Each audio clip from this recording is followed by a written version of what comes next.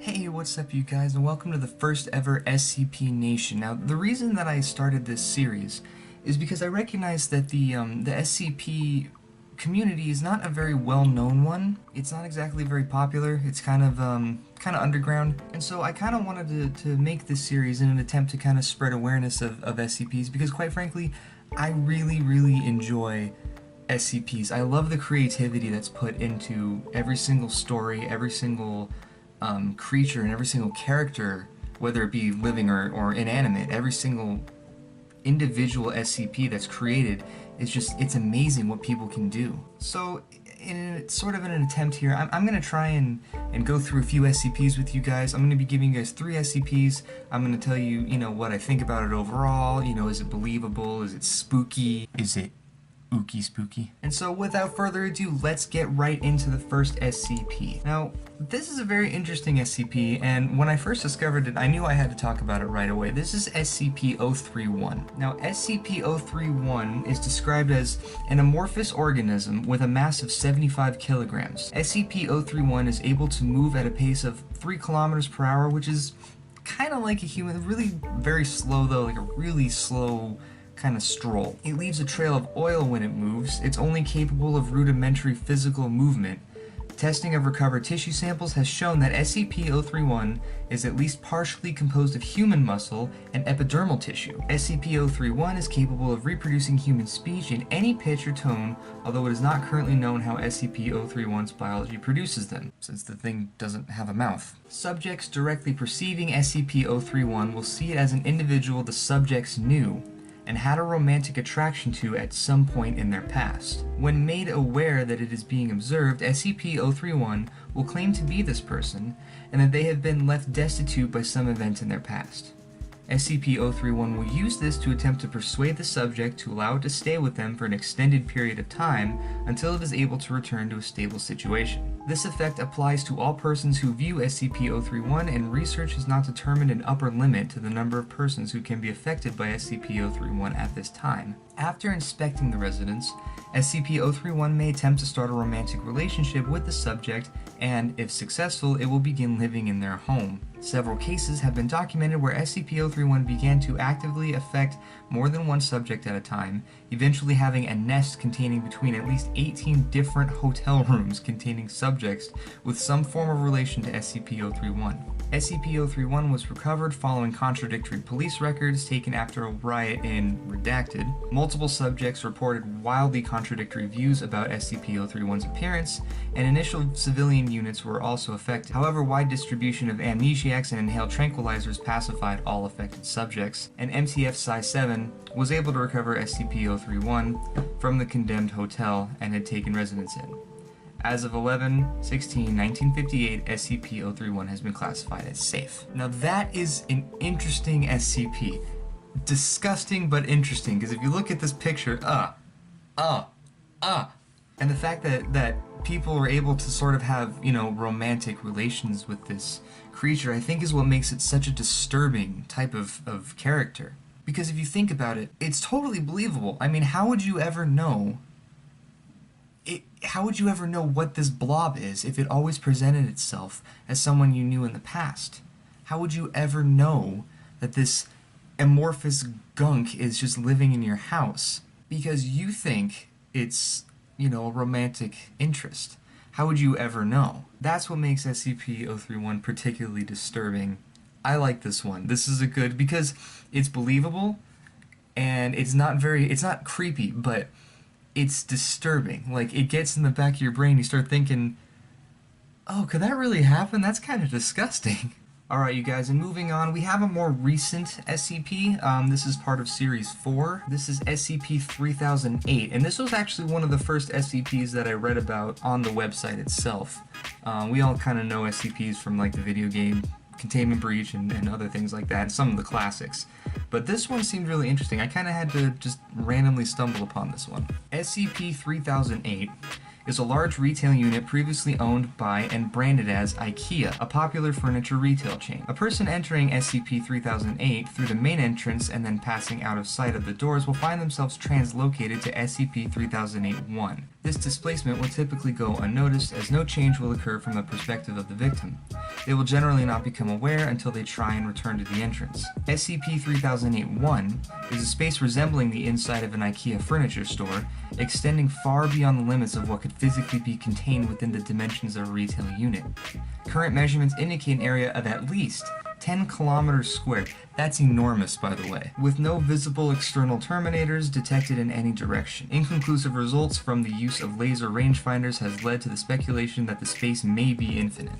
SCP-3008-1 is inhabited by an unknown number of civilians trapped within prior to containment.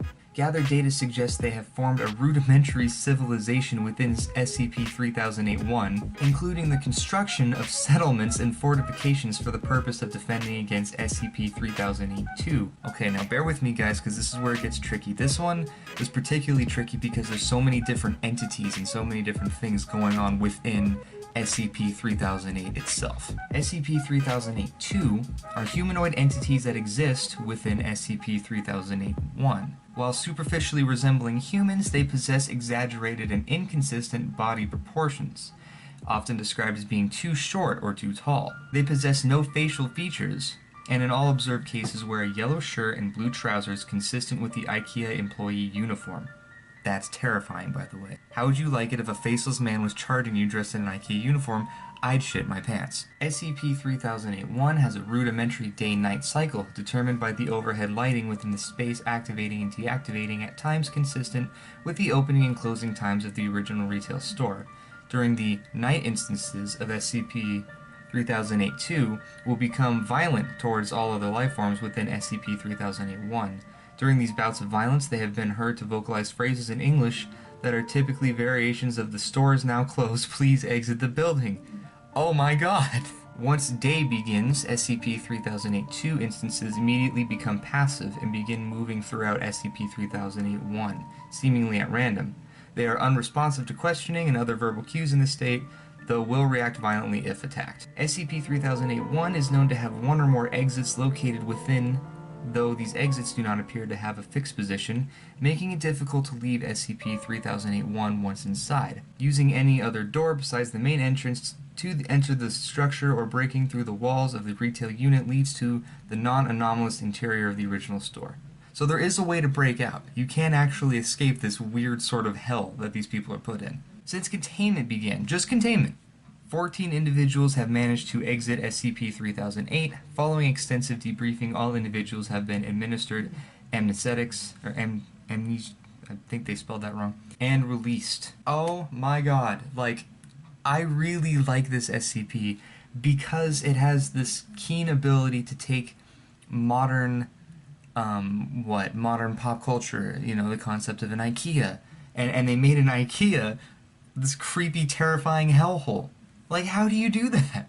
So, like, oh my gosh, just the concept of being stuck in a gigantic, seemingly endless furniture store where you have to make, these people made their own rudimentary civilizations to protect themselves from the monsters that live inside of it, which are these faceless employees that yell at you to go home. You're like, I want to go home, I can't.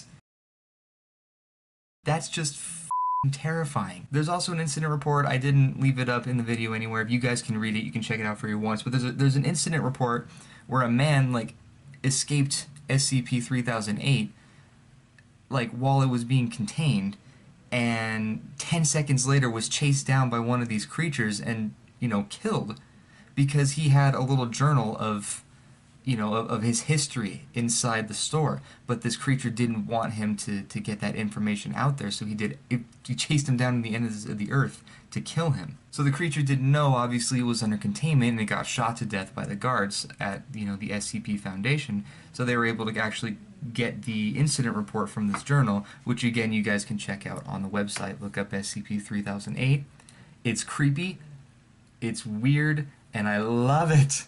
And finally, to wrap all this up, we have a classic, SCP-049, probably one of the most iconic SCPs in the entire sort of franchise that has been built. I mean, he's in the video game Containment Breach, he's one of the most popular enemies, very deadly, very lethal, very creepy. But what really got me was his story. Like, his story is so fascinating. If you really pay attention to, like, the dialogue, and if you pay attention to, like, his motives about why he's doing this stuff, it's fascinating. So let's read a little bit about SCP-049. SCP-049 is humanoid in appearance, standing at 1.9 meters tall, so that's about average man height, and weighing 95 kilograms. However, the Foundation is currently incapable of studying its face and body more fully, as it is covered in what appears to be the garb of the traditional plague doctor from the 15th to 16th century Europe. This material is actually a part of SCP-049's body, as microscopic and genetic testing show it to be similar in structure to muscle, although it feels much like rough leather, and the mask much like ceramic. It was originally discovered in by local police. Mobile Task Force, redacted, responded to a subject outbreak of data expunged. Although it seems to understand English perfectly well and is completely docile until it tries to perform surgery, SCP-049's touch is invariably lethal to humans. Now, I don't think I need to go into like great detail about how SCP-049's, what his biz is, like how he does what he does. He touches you, you die, you become infected with whatever plague he has, and then he performs surgery on you to try and cure you, but he turns you into a zombie. Now, what's so interesting about this is actually this, well, wherever I put this little back and forth between SCP-049 and this doctor, where he's basically talking to this doctor, and this is the first time he'd ever spoke, ever, by the way. Like, nobody thought that he actually was able to speak, but he did. And the conversation they have is so interesting because it's like SCP-049 doesn't actually want to kill. He's just so deranged and twisted that he thinks that by turning people into zombies and essentially allowing them to live forever, he's curing them of the plague. Which is an interesting concept because technically, he is. I mean, if they can't die from any plague that they've been infected with, then he's cured them. It's a sick, twisted cure, but still a cure nonetheless. So the question is SCP-049 justified in what he does when he kills people and turns them into zombies? And so I will leave you guys with that question. Please write in the comments section what you think. If you think SCP-049 is justified, let me know. If you don't, let me know. If you think that this story is total garbage, let me know. But either way, guys, that's it for this episode. Thank you guys so much for watching. If you liked it, let me know. Leave a comment, leave a like, give me all your support. I really appreciate it. And hopefully I'll be able to do a lot more of these in the future. This is really fun. I'm definitely a story nerd. I love creative writing. I love short stories. So if you guys have any more suggestions for any more SCPs, because I especially like these, please let me know, because I would love to read them. Alright, you guys, thank you so much, and I will see you in my next video. Bye!